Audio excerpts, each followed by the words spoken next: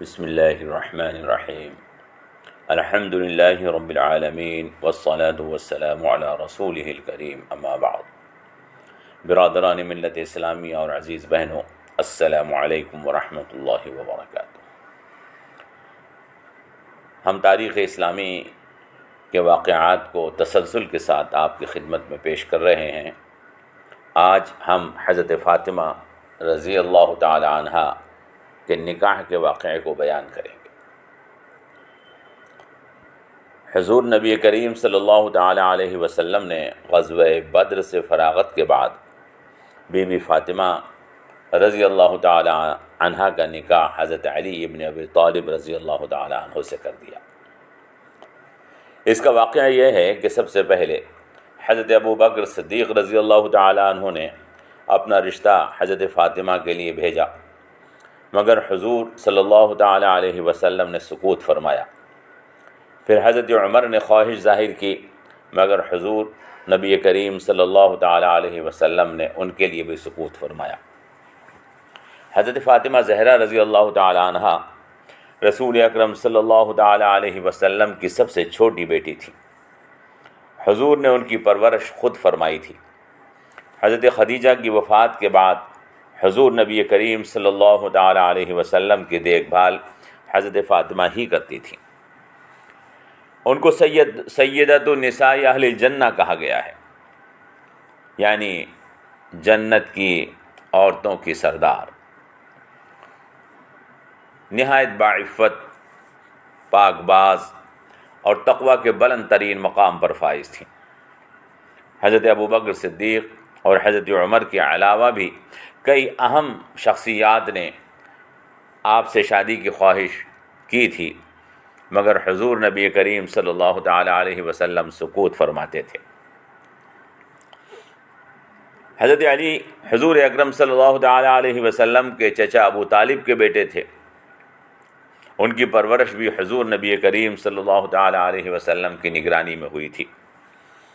نہایت بہادر و شجاع تھے، بچپن ہی میں ایمان قبول کر لیا تھا، بلکہ سب سے پہلے جو 5 لوگ مسلمان ہوئے ان میں حضرت علی بھی شامل ہے۔ حضرت ابو بکر نے جب دیکھا کہ ان کو اور عمر کو رشتے کی منظوری نہیں ملی ہے تو حضرت علی سے کہا کہ علی تم اپنا رشتہ دے کر دیکھو، شاید قبول فرما لیا جائے۔ حضرت علی کے مزاج میں کچھ شرم تھی۔ حضرت علی نے خود اپنا رشتہ پیش کر دیا تو نبی کریم صلی اللہ تعالی علیہ وسلم نے مسکرا کر فرمایا، علی اس سے پہلے کئی رشتے آ چکے ہیں، میں نے فاطمہ سے پوچھا تو وہ انکار کر دیتی ہیں، میں تمہارے لیے ان سے معلوم کر کے بتاؤں گا۔ پھر نبی کریم صلی اللہ تعالی علیہ وسلم نے بی بی فاطمہ سے معلوم کیا کہ علی تم سے شادی چاہتے ہیں، تو بی بی فاطمہ خاموش رہیں، انہوں نے منع نہیں کیا۔ حضور نے ان کی خاموشی کو رضامندی سمجھا اور علی کا رشتہ منظور کر لیا۔ یہ واقعہ مسند امام احمد کتاب المناقب اور مسلم کتاب الفضائل سے لیا گیا ہے۔ حضرت فاطمہ کی خاموشی کو بطور رضامندی کے قبول کرنے کا ذکر مسلم شریف سے لیا گیا ہے۔ اس کے بعد تاریخ نکاح طے ہو گئی۔ ہجرت کے دوسرے سال ذی الحجہ کے مہینے میں جنگ بدر کے بعد یہ نکاح اور رخصتی ہوئی ہے۔ حضور نبی کریم صلی اللہ تعالی علیہ وسلم نے خود نکاح کا خطبہ دیا، اس میں اللہ کی حمد و ثنا بیان کی۔ حضرت علی سے مخاطب ہو کر پوچھا، اے علی کیا تم فاطمہ کو اس مہر پر قبول کرتے ہو؟ حضرت علی نے کہا، جی ہاں میں نے قبول کیا۔ اس کے بعد حضور نبی کریم صلی اللہ تعالی علیہ وسلم نے دعا کروائی، دعا فرمائی، اے اللہ ان دونوں کے درمیان میں محبت اور برکت پیدا فرما دے۔ تقریب نکاح میں صحابہ کی ایک جماعت موجود تھی، ابو بکر، عمر، عثمان رضی اللہ عنہم اور کئی دوسرے صحابہ بھی موجود تھے۔ یہ تفصیل سیرت ابن ہشام اور کتاب الکافی سے ماخوذ ہے۔ اس کے بعد رخصتی ہو گئی۔ تاریخ ابن سعد میں ہے کہ رخصتی سے پہلے حضور نے حضرت علی سے کہا، تمہارے پاس مکان نہیں ہے کوئی مکان کرائے پر لے لو تاکہ تم اپنی بیوی کو وہاں لے جا سکو۔ اور زرقانی میں یہ بھی ہے کہ حضرت فاطمہ نے حضرت علی سے نکاح کے بعد خود کہا تھا کہ حارثہ ابن نعمان کا مکان بہتر ہے، ان سے مکان مانگ لو۔ حضرت علی نے فرمایا مجھے شرم آتی ہے کہ میں کچھ مانگوں۔ یہ بات حضرت حارثہ ابن نعمان کو معلوم ہو گئی تو وہ خود آئے اور حضور سے عرض کیا کہ یا رسول اللہ، خدا کی قسم جو چیز میری آپ یا آپ کی اولاد لے لے وہ مجھے اس سے زیادہ محبوب ہے جو آپ نہ لیں۔ حضور نے فرمایا کہ صدقت یا بارک اللہ فیک۔ پھر حضور نبی کریم صلی اللہ تعالی علیہ وسلم نے حضرت علی سے کہا کہ تم ان کے مکان میں منتقل ہو جاؤ۔ یہ واقعہ طبقات ابن سعد اور اصابہ میں ہے۔ ان کاموں سے فراغت کے بعد حضرت علی نے ولیمے کا اہتمام فرمایا۔ ولیمے کی تقریب بہت سادہ تھی۔ بعض روایات کے مطابق کھانے میں کھجور، دودھ اور روٹی تھی۔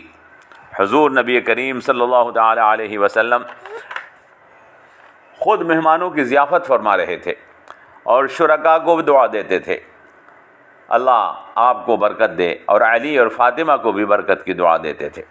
یہ واقعہ بخاری شریف اور تاریخ بغداد وغیرہ کتابوں سے لیا گیا ہے۔ نبی کریم صلی اللہ تعالی علیہ وسلم نے حضرت فاطمہ کو بطور جہیز ایک چادر یا کمبل یا موٹی چادر، ایک چٹائی یا بستر جو چمڑے کا تھا، ایک تکیہ، ایک پانی کا برتن، ایک پیالہ یا کٹورا جو کھانے اور پینے کے کام آتا تھا، ایک آٹا پیسنے کی چکی جو 2 پتھروں کے سلوں کو ملا کر بنائی گئی تھی۔ بعض روایات کے مطابق ایک جھاڑو جو صفائی وغیرہ کے کام کے لیے دی گئی تھی۔ حضور نے یہ جہیز دیا۔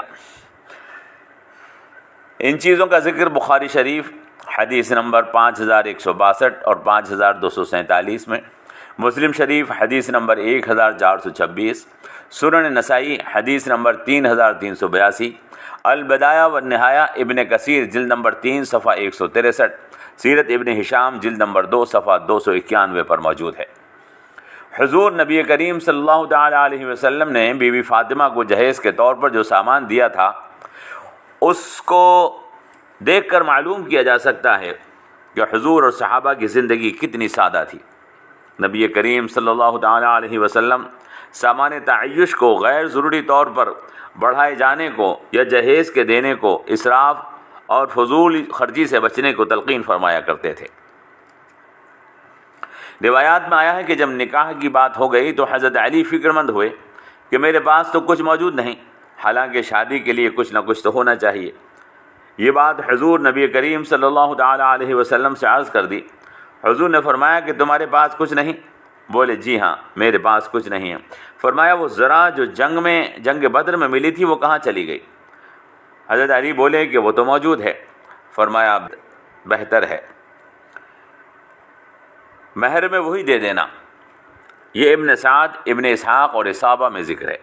زرقانی میں یہ بھی ہے کہ حضرت علی نے وہ زرہ حضرت عثمان کو 480 درہم میں بیچ دی اور ساری رقم حضور اکرم صلی اللہ تعالی علیہ وسلم کی خدمت میں لا کر پیش فرما دی۔ حضور نے اس میں سے کچھ رقم نکال کر حضرت علی کو دی اور فرمایا کہ لو، اس سے خوشبو اور کپڑوں کا انتظام کر لو۔